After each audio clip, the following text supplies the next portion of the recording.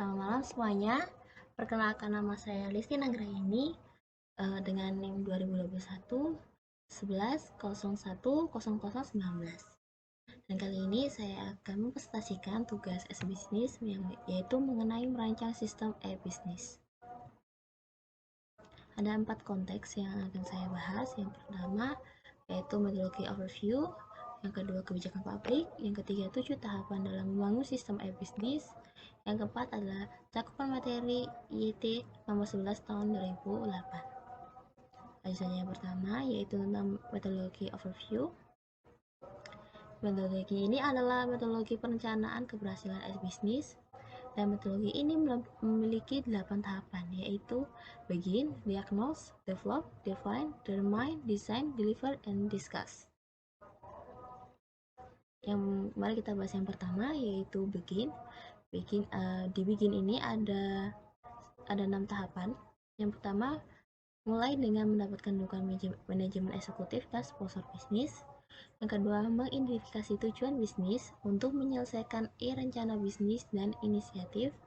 Yang ketiga, identifikasi tim dan individu-individu yang akan terlibat. Yang keempat, garis besar proses perencanaan yang akan digunakan. Yang kelima, mengembangkan rencana komunikasi, menguraikan bagaimana anggota organisasi tim dan akan tetap mengikuti kegiatan. Yang terakhir, mengumumkan proyek kepada organisasi. Jadi di tahap pertama ini lebih membahas mengenai awal-awal langkah-langkah untuk membuat sistem e-business itu sendiri. Lanjut yang tahapan kedua, yaitu diagnos. Ada 5 tahapan, yaitu yang pertama mendiagnosis tren dan bagaimana mereka dapat mempengaruhi organisasi. Yang kedua, dokumen lingkungan saat ini dan mendiagnosis kekuatan dan bidang perbaikan. Yang ketiga, mengidentifikasi para pemangku kepentingan dan mendiagnosis proses mereka. Yang keempat, mendiagnosa industri dan dampak eksternal serta nilai rantai. Yang terakhir, bisnis mendiagnosis kekuatan, kelemahan, peluang, dan ancaman. Jadi dalam tahap kedua ini lebih menganalisa mengenai tren-tren yang ada di saat itu kita membuat aplikasi itu. Dan yang kedua, kita juga perusahaan harus menganalisis tentang kekuatan, kelemahan, dan juga peluang dan juga ancamannya. Terus mengecek bagaimana menganalisa dokumen lingkungan, terus mengecek mendiagnosis atau menganalisa kekuatan dan juga perbaikannya, dan juga kita melihat dari dampak eksternal dalam rantai perusahaan juga, itu juga harus dianalisa. Jadi inilah fungsi dari tahap kedua ini. Lanjut kita ke tahap yang selanjutnya, yaitu develop. Ada 2 tahapan. Yang pertama, mengembangkan pro-oposisi, nilai serta nilai pengiriman pro-oposisi. Yang kedua, mengembangkan strategi e-business dan matriks untuk mengukur keberhasilan dan kemajuan dari strategi. Di tahap ini lebih dalam mengukur keberhasilan juga, karena kita dalam pengembangan strategi kita harus ada mengukur bagaimana dari strategi ini, seberapa keberhasilannya strategi ini dalam membuat dalam sistem ini bisa berhasil gitu. Terus selanjutnya ada define, ada 2 tahapan juga, yaitu yang pertama tentukan peluang tertentu serta kompetitif situasi, yang terakhir tentukan prioritas. Jadi di sini lebih mengutamakan apa saja yang harus diprioritaskan dalam pembuatan sistem e-business ini. Yang selanjutnya ada determine. Ada 3 tahapan. Yang pertama, menentukan dampak ke arsitektur aplikasi bisnis, infrastruktur teknis, proses bisnis, sistem informasi proses, dan organisasi. Yang kedua, menentukan biaya analisis, manfaat, serta peta jalan untuk mendapatkan strategi. Yang terakhir, mendapatkan persetujuan pada rencana bisnis untuk melanjutkan pengiriman dari rencana. Yang selanjutnya ada desain. Ada 2 tahapan juga. Yang pertama, desain tampilan dan suasana yang diperlukan untuk melaksanakan strategi dan nilai proposisi, identifikasi navigasi, dan layar desain.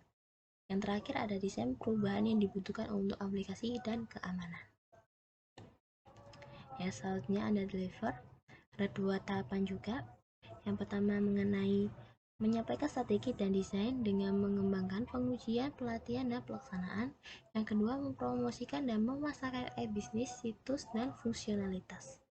Jadi di sini lebih setelah dibuat, jadi kita harus melakukan pengujian, terus orang-orang ini juga harus dilatih agar bisa tahu sistem ini bagaimana. Terus kalau sudah siap semua dari tahap pertama, kita langsung melakukan promosi, pemasaran e-bisnis sendiri, dan juga menyebarkan secara fungsionalnya seperti apa. Yang terakhir ada discuss, ada 2 tahapan juga, ada diskusi hasil usaha e-bisnis dengan mendapatkan umpan balik dan menganalisis. Yang terakhir menentukan tindakan yang diperlukan. Jadi setelah melakukan semua tahap ini sampai yang ke deliver, yang terakhir ini lebih mengutamakan diskusi, yaitu berdiskusi bagaimana mendapatkan feedback dari pihak eksternal ke perusahaan kita, bagaimana feedback yang mereka dapatkan ke kita. Terus setelah mendapatkan feedback tersebut, kita dapat bisa menganalisa dari hal tersebut. Terus yang terakhir, dari analisa tersebut kita bisa melakukan tindakan-tindakan atau strategi-strategi selanjutnya dalam melakukan atau mengembangkan sistem e-bisnis ini itu sendiri. Lanjut, kita akan membahas yang kedua, yaitu kebijakan publik. Kebijakan publik dalam e-bisnis menyangkut regulasi yang mengatur jalannya e-bisnis agar dapat sesuai dengan hukum dan aturan-aturan yang berlaku pada suatu negara.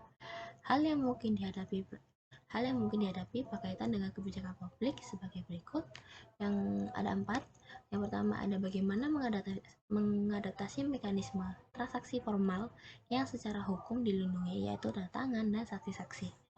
Yang kedua, bagaimana mempresentasikan dokumen-dokumen diisi dalam internet yang pada dasarnya merupakan file-file komputer yang mudah digandakan dan disebarluaskan tanpa seizin yang memiliki. Yang ketiga, bagaimana memastikan bahwa orang yang bersangkutan adalah benar-benar orang yang diatasnamakan dalam dokumen-dokumen legal terkait autentifikasi. Yang terakhir ada tanggal dan waktu yang mungkin berbeda antara negara dan lain sebagainya. Jadi sebenarnya di dalam e-bisnis itu sendiri, namanya juga aplikasi, kita harus menggunakan yaitu visibilitasnya dia dalam mengatur untuk misalnya aku dari Indonesia tapi pusatnya ada di Singapura, bagaimana dataku ini juga bisa sampai di sana di waktu yang sama. Nah, itu juga fungsionalitas dari e-bisnis itu sendiri. Yang dari poin ketiga, bagaimana memastikan orang-orang itu bersangkutan dalam atas nama dokumen tersebut, seperti kayak Shopee Pay Later, bagaimana orang yang mengaktifkan Shopee Pay Later harus pertama kita harus foto KTP itu dengan jelas. Kalau sudah jelas, kita harus membuktikan KTP itu kita berikan terus kita foto.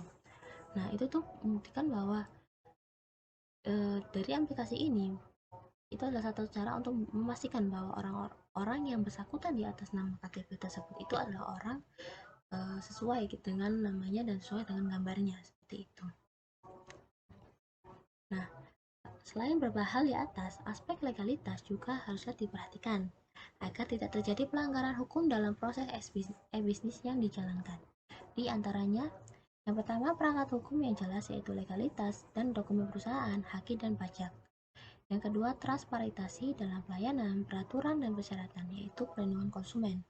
Yang ketiga, pertukaran dan proses data bisnis secara elektronik, yaitu keamanan pertukaran data atau tanda tangan digital dan kekuatan pembuktian data elektronik serta penyelesaian sengketa. Nah, kemudian harus diperhatikan pula beberapa hal yang mempengaruhi kebijakan publik. Di antaranya, yang pertama, aspek hukum konvensional belum sepenuhnya dapat mengatasi permasalahan hukum dalam e-bisnis, perlu aturan baru. Yang kedua, perlunya aturan baru atau khusus yang mengatur penggunaan internet yang tanpa batas terkait jurisdiksi. Yang ketiga, tingkat kejahatan internet semakin meningkat dan bervariasi yang biasanya disebut dengan istilah cybercrime. Yang terakhir, negara perlu menetapkan hukum khusus yang biasanya disebut dengan istilah cyberlaw.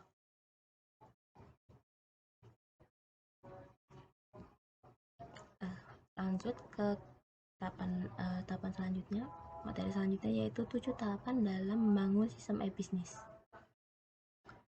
Yang pertama, kita harus menentukan ide dan produknya. Ada 5 tahapan dalam menentukan ide. Yang pertama, buat daftar hal apa saja yang disukai, ini khusus untuk